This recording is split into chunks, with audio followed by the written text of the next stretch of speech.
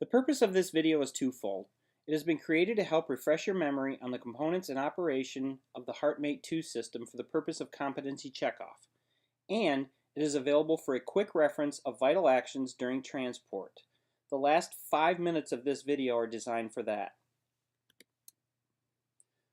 While not available yet, I wanted to provide you with an overview and comparison between the Heartmate II and the new Heartmate III device and controller. Feel free to pause the video for a more comprehensive look at this table.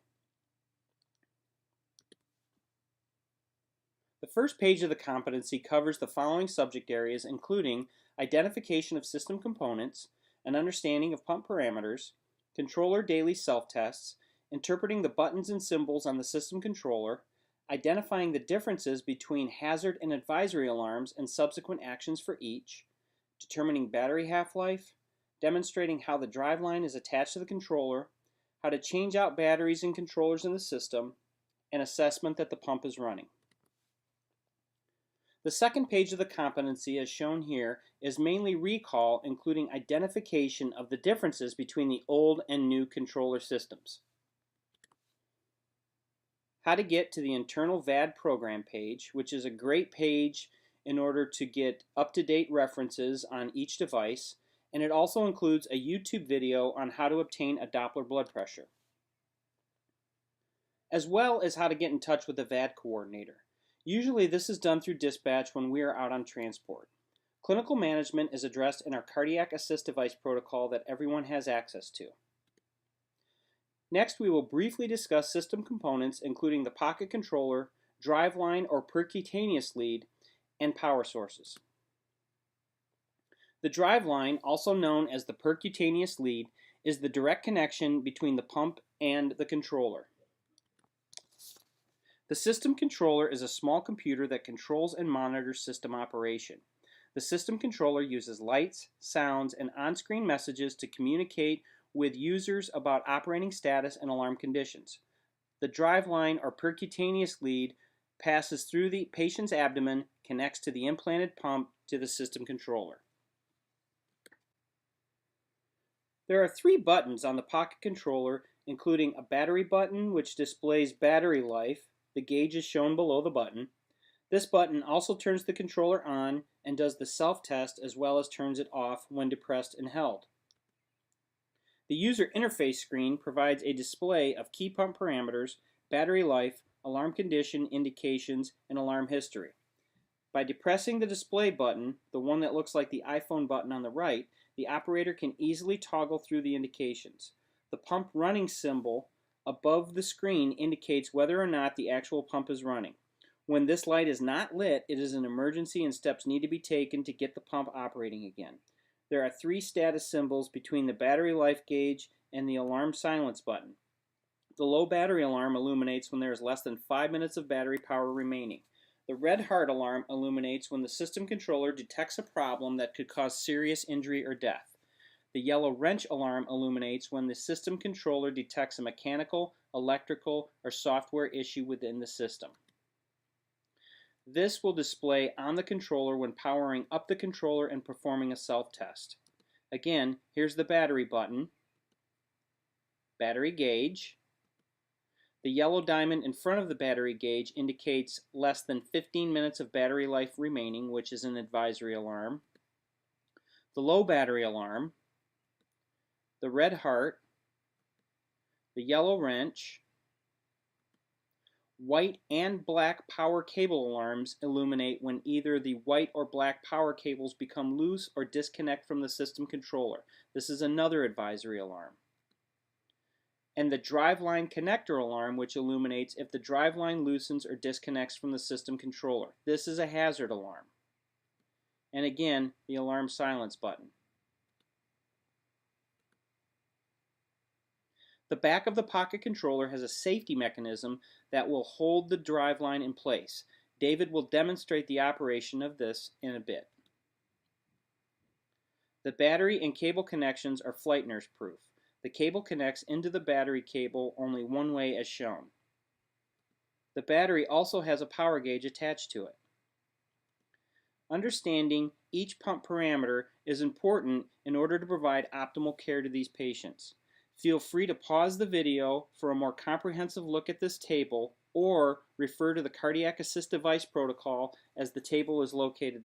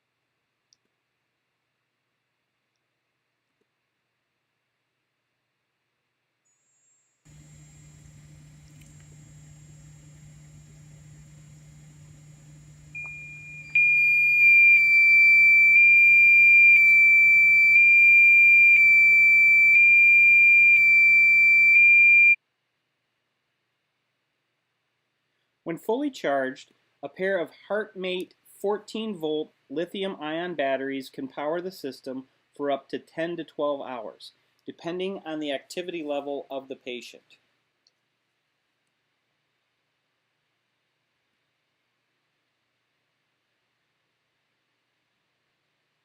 You can find this computer simulation on the Thoratec website. You can see that this controller shows the pump running, a battery life check reveals a fully charged battery, and scrolling through the user interface screen you can see pump speed, flow, pulsatility index, power, and backup battery life. Now we are going to demonstrate what the advisory and hazard alarms would look like.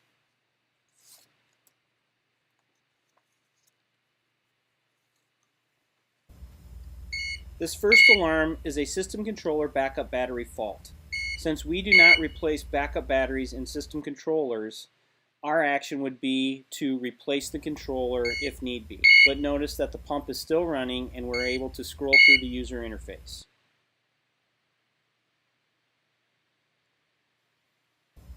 The next alarm, advisory alarm, is the system controller hardware fault. Our action would be to switch to the backup system controller.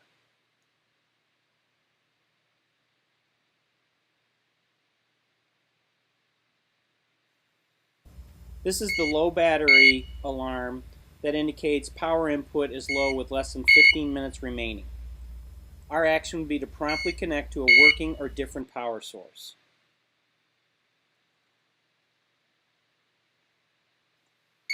This alarm indicates that one of the two power cables is disconnected. Promptly check the line from the controller to the power source and reconnect any disconnected sources and replace the battery. The low speed advisory warning for us, after contacting the hospital, they would probably prompt us to replace the system controller. This is a driveline fault alarm. Notice that the pump is still running. There's nothing that we can do about this. And once the patient got back to the university, we would contact Thoratec to determine the next best steps.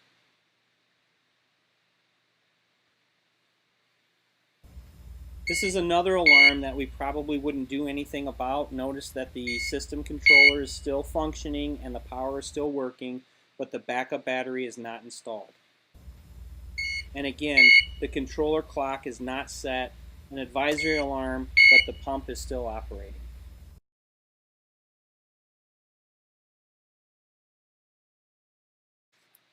Now we will look at some hazard alarms.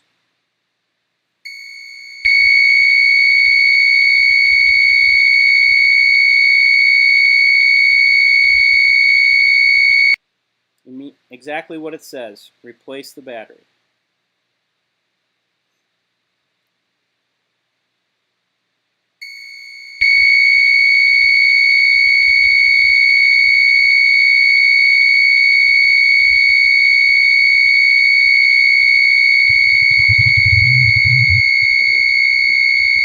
Again, pump is still running, but we need to connect to working power sources.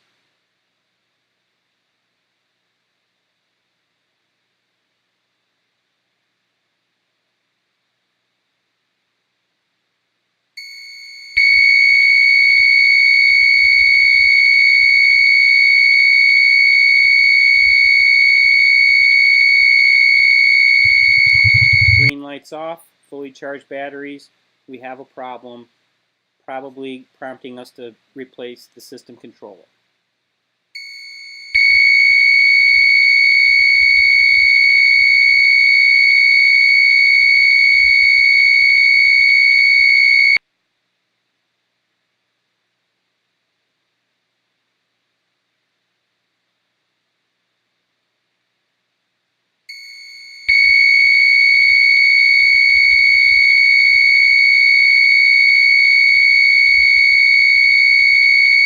This low flow alarm is when the flow is less than 2.5 liters per minute.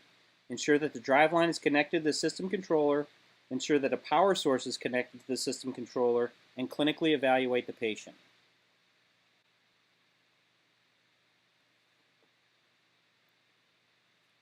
If all you need for the purpose of your transport is a quick reference, this is where you would start the video to watch that. Controllers, this is here. This is in a locked position. And notice you can't lock it until something's in here. So let me get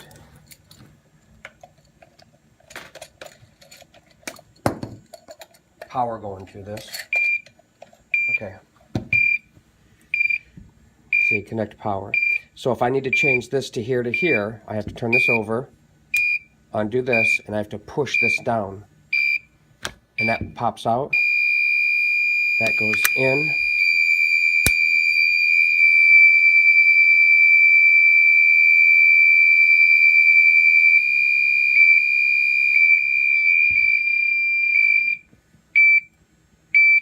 So in order to switch it back, you have to flip this, press, pull,